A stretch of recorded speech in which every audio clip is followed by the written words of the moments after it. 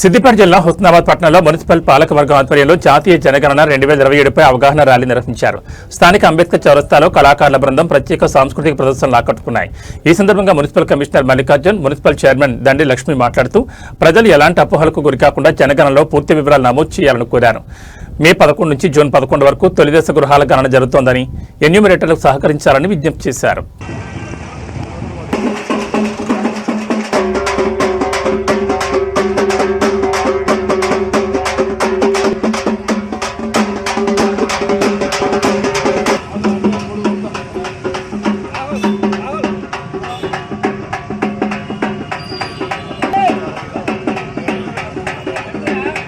అందరూ కూడా ఎన్యూమరేటర్లు వచ్చినప్పుడు వారి ఎన్యూమరేటర్కు మేము ఆల్రెడీ ఐడెంటిటీ కార్డు కూడా ఇచ్చాము. కాబట్టి ఎన్యూమరేటర్కు సహకరించి ప్రజలందరూ కూడా మీ యొక్క అన్ని వివరాలను కూడా ఎటువంటి సంకోచం లేకుండా, గోప్యత లేకుండా అన్నీ ఉన్నట్లు చెప్పాలనే అవగాహనతోటి ఇది మరి ఈ కార్యక్రమాన్ని ఏర్పాటు చేయడం జరిగింది.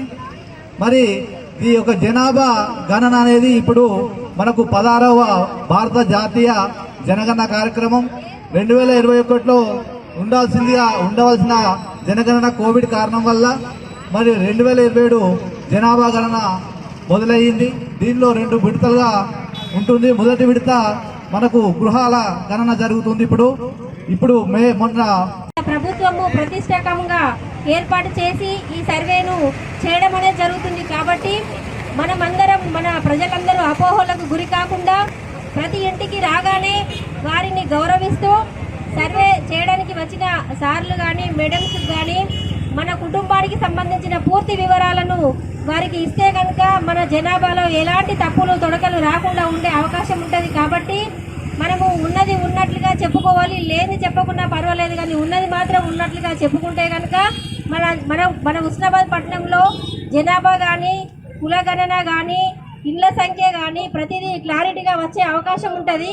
కాబట్టి దాబరికాలు లేకుండా ఒక ఇల్లు ఉన్నా, 2 ఇల్లులు ఉన్నా ప్రతిదీ కూడా క్లియర్గా మనం సమాచారాన్ని ఇవ్వాల్సిందిగా మన ప్రజలందరికీ కూడా మేము తెలియజేస్తున్నాము.